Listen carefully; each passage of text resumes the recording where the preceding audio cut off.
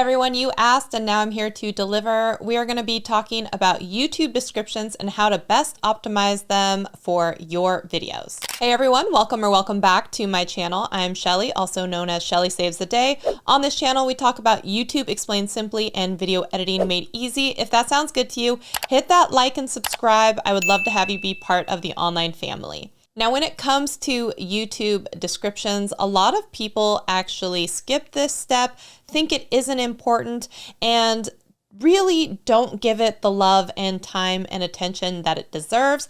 And I am one of those people who does believe in working smarter, not harder. So I want to show you a few tips along the way as well. First things first, no matter what, at the end of this video, when you are done with your perfect description, you should save it as an upload default, whether that's inside of YouTube itself, whether it's inside of TubeBuddy for the different type of show you may be doing, live stream versus regular video versus anything else. You can have multiple upload templates inside of TubeBuddy. Inside of YouTube, you get one. Now, once you have the perfect one, like I said, go ahead and fill it out so that every time you upload a video, it will already be attached. So gone are the days of copying and pasting from inside of some sort of Word document. Don't do that anymore. Go ahead and use the tools that YouTube has already provided for you. All right, so what do we put in a YouTube description? The very first section that we have to talk about is the section that we call above the fold, which is when you go down to the YouTube description and you click the button for see more. So the rest of the YouTube description will be revealed. And so the most important information is usually going to be in that first couple of hundred characters, which is subsequently also what the YouTube bots and crawlers are looking through. And so we do try to focus on putting some of the most important information at the top. Think like a magazine or a newspaper article starts with a nice headline. And then as you get to the very bottom, maybe it doesn't have as much important information. It's that inverted triangle of importantness. Start with something intriguing, maybe the crux of the video. You could repeat the title of your video. I know some people do that. And that is so that YouTube can also have more information to understand what your video is going to be about. Also, this is a very prominent spot. If you have something that you are linking to, whether that's some sort of affiliate link, maybe you have a sponsored video, which if you do, congrats, get that bag. Happy for you. Make sure you disclose it. Also, put in the link if you want to negotiate that with a brand that their link will be above the fold. That should be an important factor as part of your negotiations. But if you have something you want to link to, have that be in that above the fold section. All right, the next section that is going to be below that and below the fold is going to be more of your boilerplate template, should be in every video type of information. This could include links to things such as the camera gear that you're using, or perhaps some sort of discount codes that you may have. You can have all of that information there and with clickable links. With YouTube descriptions, if you do not put the HTTPS and the colon and then the // you will not be able to have links that are clickable. You'll just have text, which people will have to copy and paste. People will not copy and paste it as much as they will click on it if it is a clickable link. So make sure you do make that appropriately formatted. Next, after maybe your affiliate links for your gear or equipment, maybe then you'll have information about how to contact you. This could be your other social media sites. So maybe your Twitter handle, I refuse to call it X, your Twitter handle, maybe TikTok if you're doing that, Instagram, whichever ones you actually want to link to. If you have a private Facebook group, a Discord group, anything like that, you could go ahead and put that information in there. Again, make sure all of those links are clickable. Other pieces of information that you can have down here, you may want to have related videos. You may want to have things such as your own courses or ways to go to your website, ways to work with you. You may want to put that information in there. And a lot of people who are going to be scrolling all the way down, those are the most dedicated and loyal people. So that information probably best going to be under there, like how to work with me and your website information. After this, I used to, in older videos, I would put a secret squirrel section. I wonder if I should bring that back, but it was just a little Easter egg for people who made it through the bottom of the description. It would say something like, if you got this far in the description, put this certain emoji and I'll know that you did that and you'll be part of our secret squirrel club. That's where that originated from.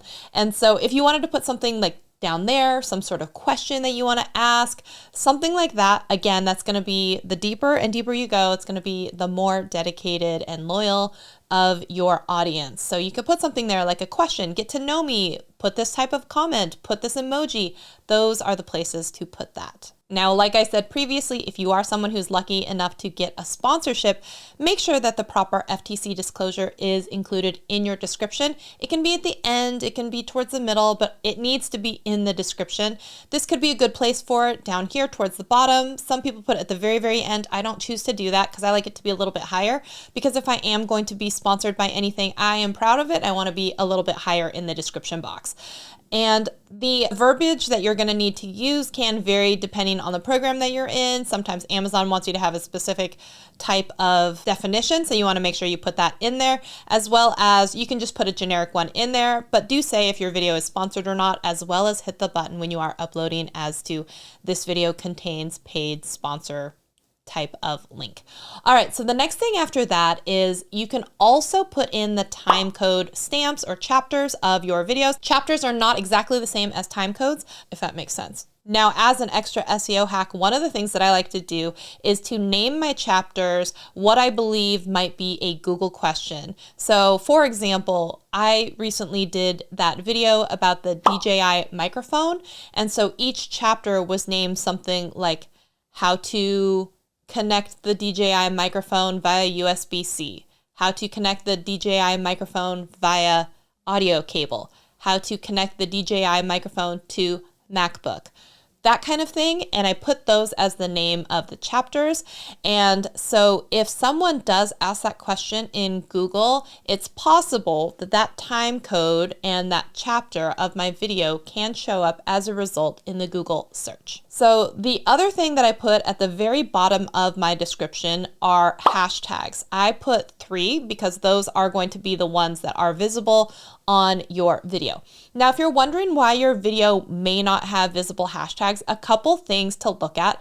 Number one, if you happen to list an address, such as I have a PO box number or an apartment number listed as part of an address somewhere, if you put that little hashtag symbol and then the apartment number, you're going to see that pop up in the underneath the video playback window where the hashtags are. So you may want to change that out to like number or NO period, something like that, because it will show up as a hashtag. Another reason you may not see hashtags appear under your videos is because if you have selected the location on your video, such as Seattle or San Diego, then instead of the pages, the landing pages for the hashtags, you will instead have the landing page for the city. So it seems to be a thing in YouTube where you get one or the other. You can have the location tag or you can have the 3 hashtags.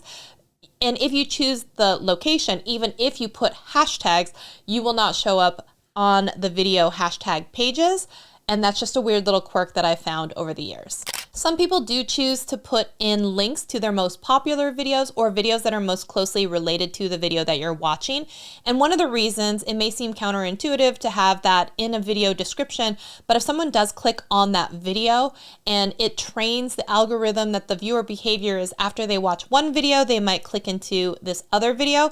It can start to connect those dots and perhaps then offer up that video as a suggestion for other viewers trying to make that connection and see if they will also watch that video. So once you have all of this information in the format that you want, make sure you copy all of this and then go to the channel settings with the little cog wheel icon and then go into the section for upload defaults. From there, paste in all of this information. I like to go in and add an extra couple of line breaks at the very top so that I know at the top is where I'm going to put the description part that is going to be most relevant to the video specifically that I'm uploading, because all the rest of it is going to be generically the same.